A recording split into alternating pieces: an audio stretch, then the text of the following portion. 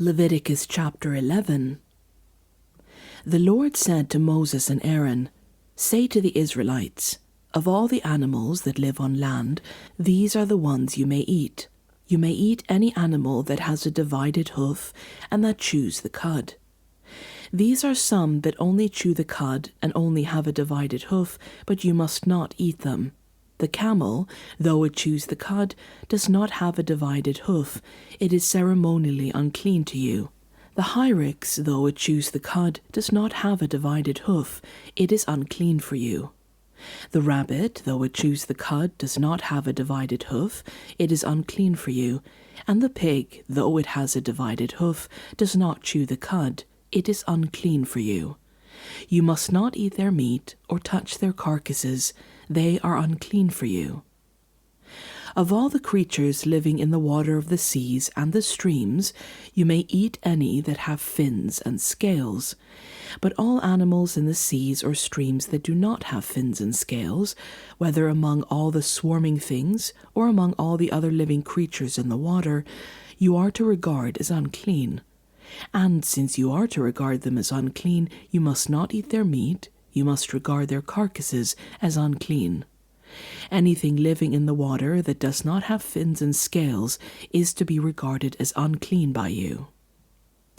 These are the birds you are to regard as unclean and not eat because they are unclean: the eagle, the vulture, the black vulture, the red kite, any kind of black kite, any kind of raven, the horned owl, the screech owl, the gull, any kind of hawk, the little owl, the cormorant, the great owl, the white owl, the desert owl, the osprey, the stork, any kind of heron, the hoopoe, and the bat.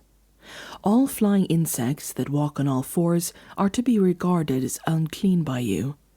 There are, however, some flying insects that walk on all fours that you may eat, those that have joined legs for hopping on the ground.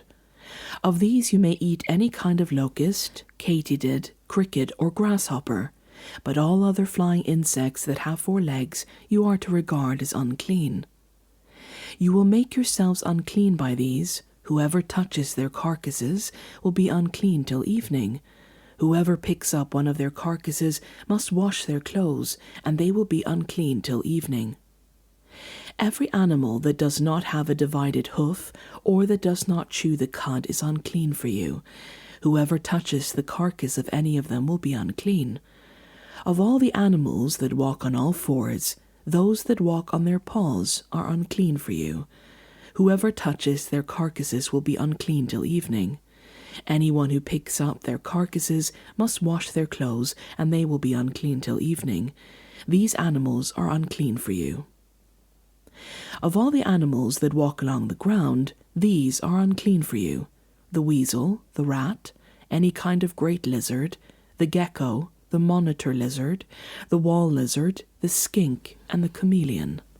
Of all those that move along the ground, these are unclean for you. Whoever touches them when they are dead will be unclean till evening. When one of them dies and falls on something, that article, whatever its use, will be unclean, whether it's made of wood, cloth, hide, or sackcloth. Put it in water. It will be unclean till evening, and then it will be clean. If one of them falls into a clay pot, everything in it will be unclean, and you must break the pot.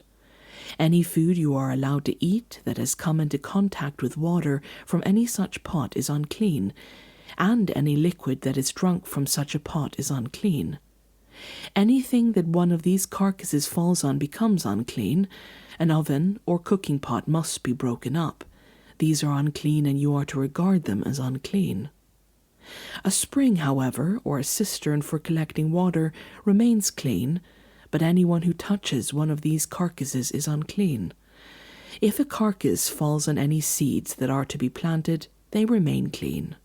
But if water has been put on the seed and a carcass falls on it, it is unclean for you. If an animal that you are allowed to eat dies, anyone who touches its carcass will be unclean till evening. Anyone who eats some of its carcass must wash their clothes, and they will be unclean till evening. Anyone who picks up the carcass must wash their clothes, and they will be unclean till evening. Every creature that moves along the ground is to be regarded as unclean. It is not to be eaten. You are not to eat any creature that moves along the ground, whether it moves on its belly, or walks on all fours, or on many feet. It is unclean. Do not defile yourselves by any of these creatures. Do not make yourselves unclean by means of them, or be made unclean by them. I am the Lord your God. Consecrate yourself and be holy, because I am holy. Do not make yourselves unclean by any creature that moves along the ground. I am the Lord, who brought you up out of Egypt to be your God. Therefore be holy, because I am holy. These are the regulations concerning animals, birds, every living thing that moves about in the water, and every creature that moves along the ground. You must distinguish between the unclean and the clean, between living creatures that may be eaten and those that may not be eaten.